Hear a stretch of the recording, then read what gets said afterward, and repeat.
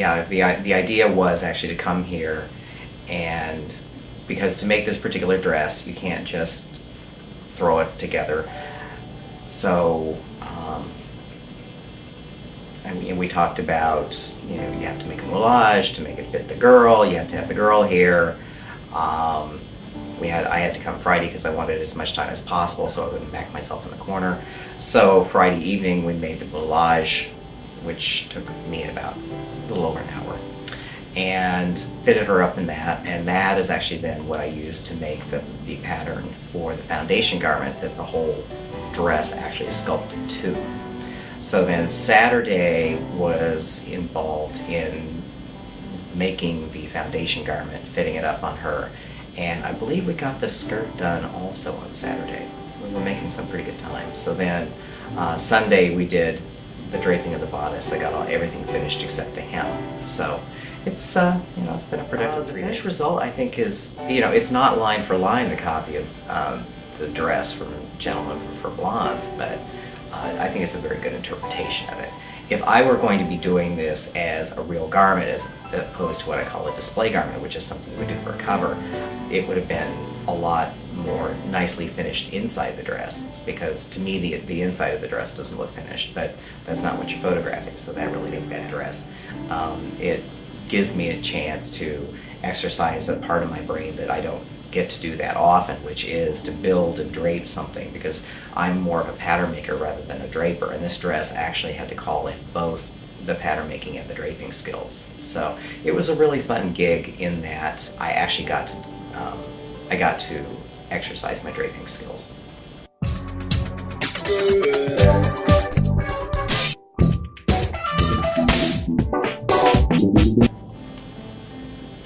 Well, everyone knows about the hats that I do for Elton John, and it started in 1986. I was selling to a store called Maxfield in Los Angeles, and so actually Bernie Taupin, his lyricist, was the first one to buy one of my pieces, and then he started buying in March of '87, February or March of '87, and it was through Maxfield. So he came in one night or one day, ordered or bought one of the vests, and I, of course, said to myself, I can die a happy man. Elton John owns one of my pieces, but they said not so fast. He wants to see 4 more vests by Monday. So I had to work really hard to get those 4 vests in the store. So that was, that was in '87. And we had a really good, good run with him. It was, I think, until '91, '92 that he was buying the hats. But you can't keep the same look all the time when you're in entertainment, so he had to move on. But he was there when I needed him, and he was there with the money and the support, and he bought some pretty good pieces.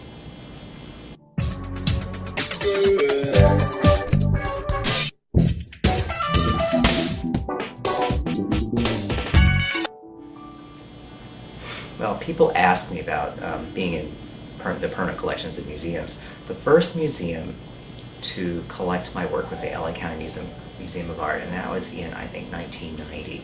So I was in business 3 years, something like that.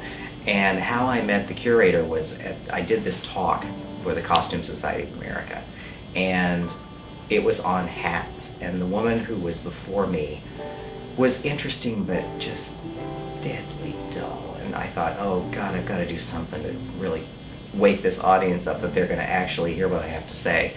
So I did.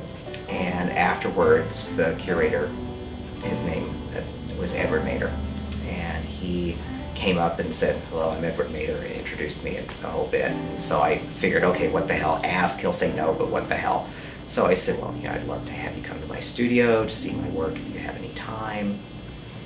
He said, how does 4 o'clock sound? I said, oh, that sounds lovely. So I zoomed back to the studio and did the Affairs of State cleaning in like 10 minutes.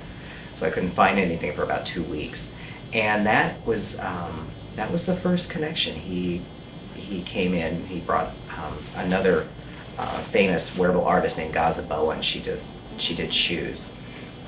And that's when he said, we want to have some of your work. So he was the first. And through him, I met the curator at the Victoria and Albert in London. And that's how one of my pieces eventually got to the Victoria and Albert in London. I met, actually how I got the hat gig was the curator of the DeYoung Museum asked me to do it, and that's how I know her, and that's why I have pieces in the DeYoung Museum. I also have pieces in the Oakland Museum, and that was someone who won one of my pieces at a raffle I did. Decided she didn't want it anymore, and so she donated that to the Oakland Museum. So I have, 4 museums. And so it's nice to have things in museum permanent collections. I had one of my pieces, it was one of the pieces from the DeYoung in the exhibit Artwear, Fashion, and Anti-Fashion, which I'm not really wearable art, I'm more couture, and the curator and I had a conversation about this, but they put me in the gallery, and they put me in the center of the gallery, and they put the photo of my hat as the leading facing page to advertise the show in the members guide. So I guess I'm a wearable artist too.